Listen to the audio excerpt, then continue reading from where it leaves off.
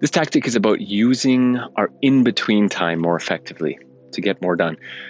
The activities that we usually relegate to the time after we do work in our personal life, we can incorporate some of them into our workday in small increments that cumulatively accomplish the same thing. Let me give you some examples to illustrate what I'm saying. 10,000 steps. That's a goal most of us set ourselves in terms of a volume of movement we should be getting in a typical day. And as most of us who have tried have found, it's pretty hard. You need to do a lot of walking to get 10,000 steps. What I'd suggest is you can combine things like, for example, walking during all calls and meetings, standing on a wobble board or a balance board at a standing desk, and using a little cycle device underneath your desk when you're sitting at it.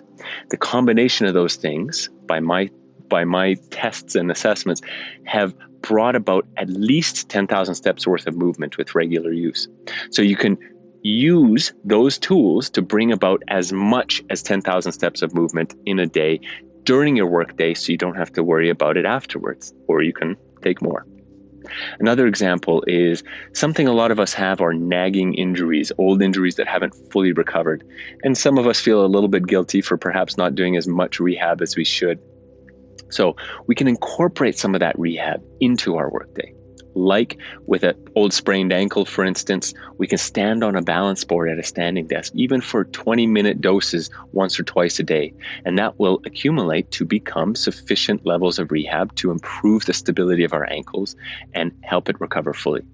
The same can be done with a bad shoulder. You can incorporate things like TheraBand exercises if you just have one at your desk in the in-between time on calls, in between work sessions. Another example is if you have a tight upper back, you can use a massage gun or a lacrosse ball.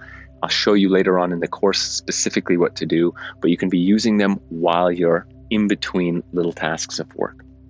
These are things that ultimately make a big difference in the long run as they accumulate effectiveness. If you're training for something, a marathon, a specific sporting event, or have any sort of training goals, you can incorporate some parts of your training into your workday, whether that's sprinting stairs or going for little walks. So be smart about it. Incorporate some of the things to have healthy multitasking in your workday, and you'll be grateful that you did. That's better use of your in-between time.